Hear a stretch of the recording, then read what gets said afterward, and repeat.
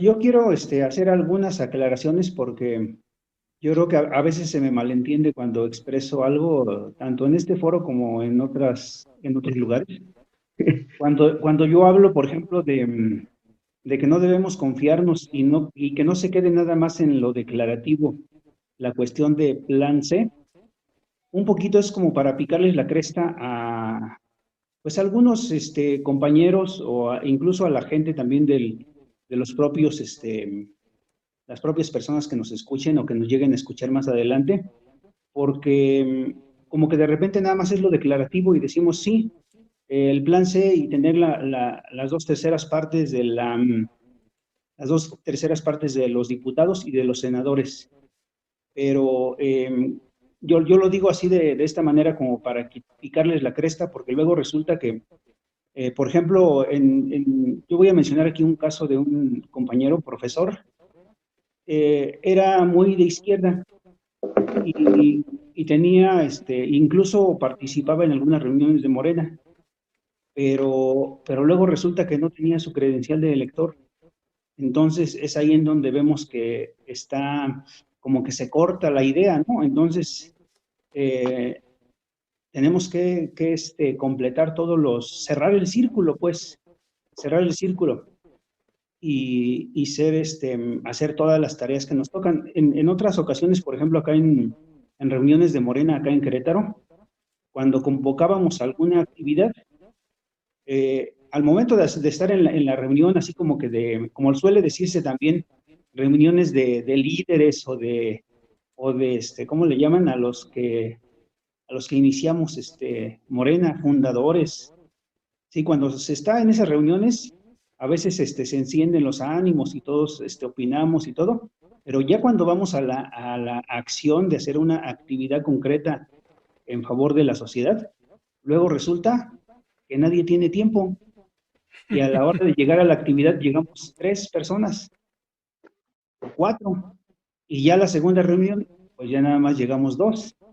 Entonces hay que cerrar ese círculo y, por ejemplo, en este caso, pues analizar todas las posibilidades, porque yo lo he mencionado aquí, actualmente un solo partido no puede obtener la mayoría calificada, porque precisamente esa situación que hemos mencionado ya más de una ocasión, que le aplicaron a Morena, que comentaba ahorita el compañero Antonio, a Morena le aplicaron la cuestión de la sobrerepresentación, decían que estaba sobrerepresentado, ¿sí?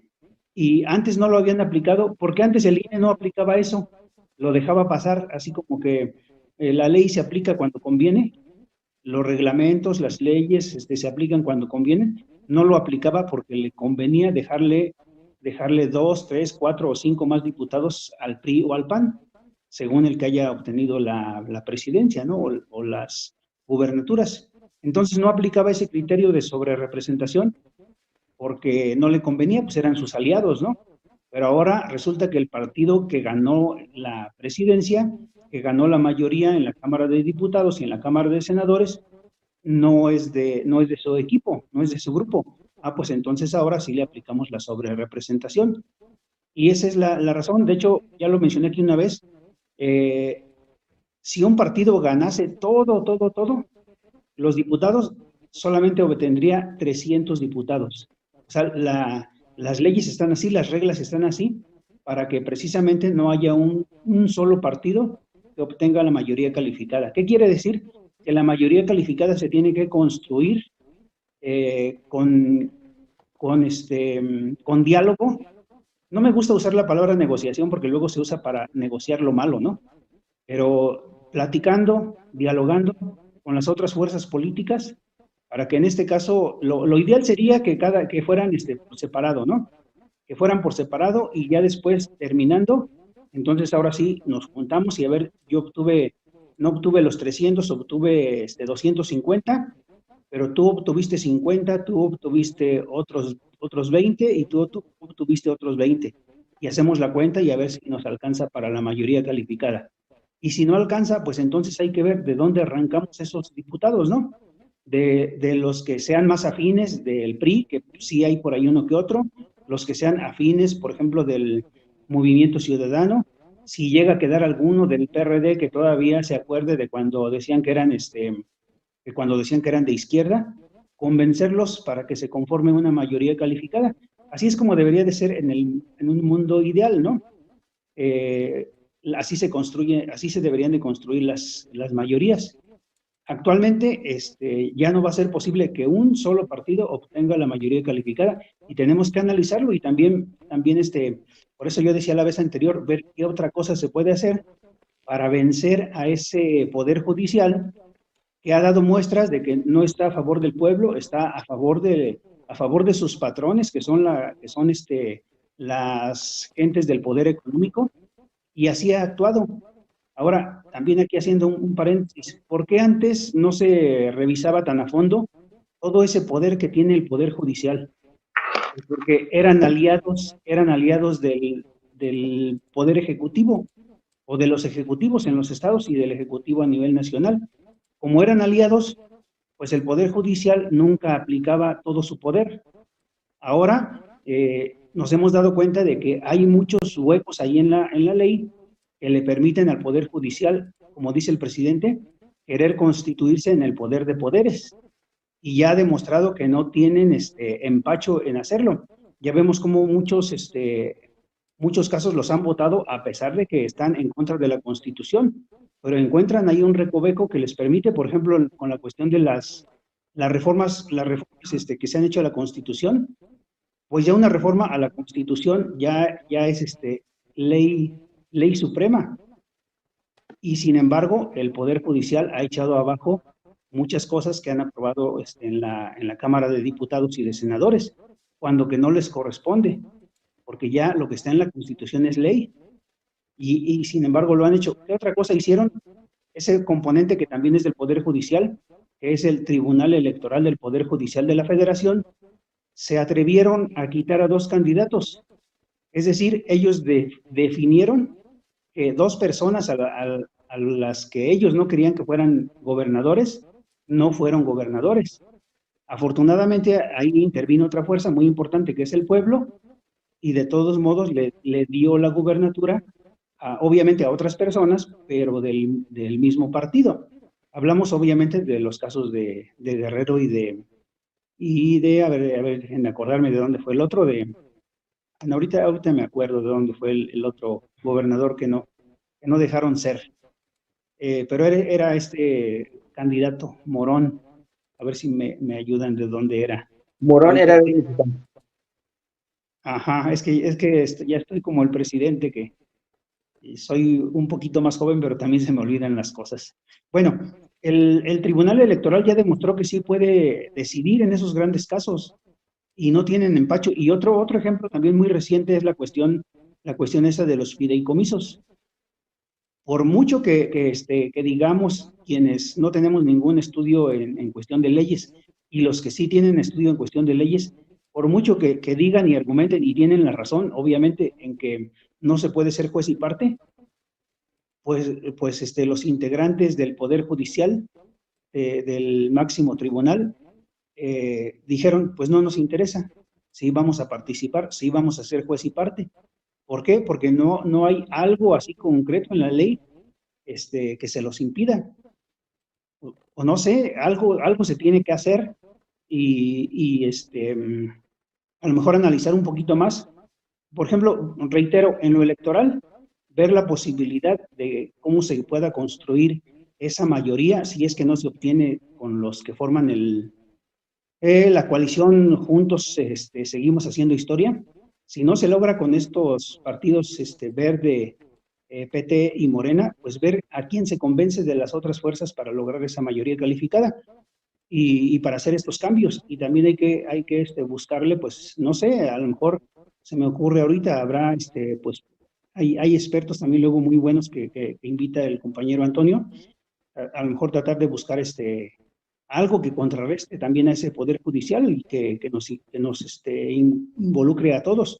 A lo mejor un tribunal ciudadano o algo así, ¿no? Que se pueda buscar por allí.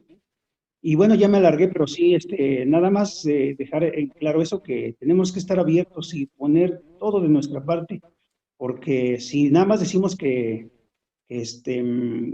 que plan C, y luego a la hora que nos invitan, por ejemplo, a ser representantes de casilla, decimos que no tenemos tiempo, pues entonces no hay modo, ¿verdad?, de hacer ese plan C. Y también aquí un poquito de crítica a mi partido y a los otros también que están en la coalición. Se trata de explotar muchas veces la cuestión del compromiso del ciudadano y, por ejemplo, para representantes de casilla, le han quedado muy mal a los que han sido representantes de casilla en eventos anteriores, en elecciones anteriores. Se les invita, se les dice que se les va a pagar y a la mera hora no se les paga. No digo que haya sido algo generalizado, pero sí hay muchos casos. Acá concretamente en mi municipio y en mi estado se han presentado esos casos. Y luego también se trata de explotar siempre el decir, pues es que si vas a ser representante de casilla, debes de hacerlo porque te interesa tu país, porque te interesa el movimiento, te interesa la cuarta transformación, pero luego resulta que sí hay dinero para pagarle a representantes de casilla, pero se reparte en los equipos de más arriba. Acá, por ejemplo, sonó mucho en mi estado, en la anterior elección se contrató un equipo para armar todo lo que era la defensa del voto y la promoción del voto, y luego a la gente se les decía lo mismo, no, pues va a haber si acaso 200 pesos para representantes de casilla. Imagínense, entrar a las 7 de la mañana, más o menos hasta las 12 de la noche, a la 1, a las 2 de la mañana, donde hay más lío para el cuento de las boletas, por 200 pesos. Pues sí, tendrán mucho interés en que cambie esto, pero la gente tiene su familia, tiene sus hijos, tiene sus actividades, tiene su trabajo, etcétera. Y luego resulta que los coordinadores de la campaña acá a la gubernatura les dieron de bonificación 100,000 pesos y a los representantes de casilla les andan pichicateando que no va a haber dinero, que no va a haber, y luego al último, así como que, pues sí hubo y te vamos a dar 200 pesos. Entonces, no, se tiene que tomar en serio eso, sobre todo porque tenemos enfrente al enemigo, es decir, por ejemplo, al PRI o al PAN, que ellos dan 1,000 pesos o 1,500 a los representantes de casilla. Entonces, sí, no se trata sí, obviamente, ¿cómo se dice?, de recurrir al compromiso del ciudadano, pero tampoco abusar. Se les debe de dar lo justo. Los magistrados están, o el Poder Judicial está haciendo pues de las suyas, ¿no? Soltando delincuentes y votando y, aplicándose formas de, de hacer cosas que van más allá de sus facultades. Por ejemplo, querer destituir a senadores y diputados, ¿no? Como si ellos tuvieran esa facultad, como si tuvieran esa facultad de poder quitar y poner, ¿no?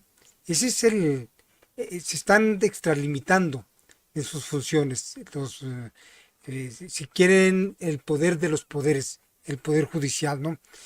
Y de ahí viene la propuesta de una reforma al Poder Judicial que se resiste, ¿no?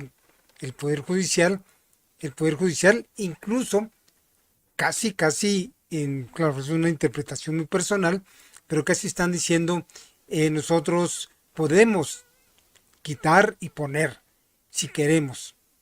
Es decir, esto es una, eh, una posición muy, básicamente, para mí entender, es una amenaza. Es una amenaza y como si ellos fueran el poder supremo, ¿no? El poder de poderes y haciendo como en tiempos, en tiempos de, de las dictaduras, ¿no? De que ellos por tener la facultad pueden hacerlo según su criterio, porque ellos tienen un criterio, le pongo entre comillas, un criterio constitucional, lo cual es más falso que qué. Ellos no tienen ningún criterio constitucional. Más bien habría que poner analizarlos más profundamente y claro que los que saben lo han hecho, y por eso también incluso nosotros de alguna manera opinamos, porque hay personas que también saben de esto y nos explican por qué el Poder Judicial tiene que, eh, tiene que estar en correspondencia, ¿sí? Aunque es un contrapeso, pero también tiene que estar en correspondencia con los otros dos poderes, porque él no es superior a los otros dos poderes. Él es parte él forma parte del Estado y tiene una gran importancia, pero no está por encima del poder ejecutivo ni del poder legislativo. Esto tiene que estar, tiene que haber finalmente una armonía, tiene que corresponder a una voluntad del Estado. Por eso tiene que estar en constante también ellos revisándose si están, si están operando para determinados personajes. Creo que sí se debe urgentemente hacer una reforma judicial, urgentemente. Habría que nombrar un tribunal donde se enjuicien a estos jueces, porque parece ser que ellos deciden y no les pasa absolutamente nada. Ellos pueden aplicar leyes a su antojo, soltar delincuentes y no les pasa nada. Entonces creo que sí es importante un poder judicial como el plan, como la propone el presidente para el 2024.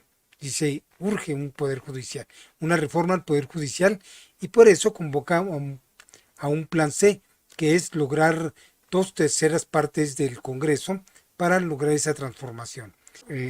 Sí, va a ser un poco complicado porque ya vimos que el Poder Judicial sí tiene hasta cierto punto, sí, eh, un poder que va por encima de puede descalificar a los diputados electos, sí, a su antojo. Recordemos que en el 2018 el Morena sacó una cantidad de diputados, pero el Instituto Nacional Electoral lo rasuró porque dijo que estaba se había sobregirado, ¿no?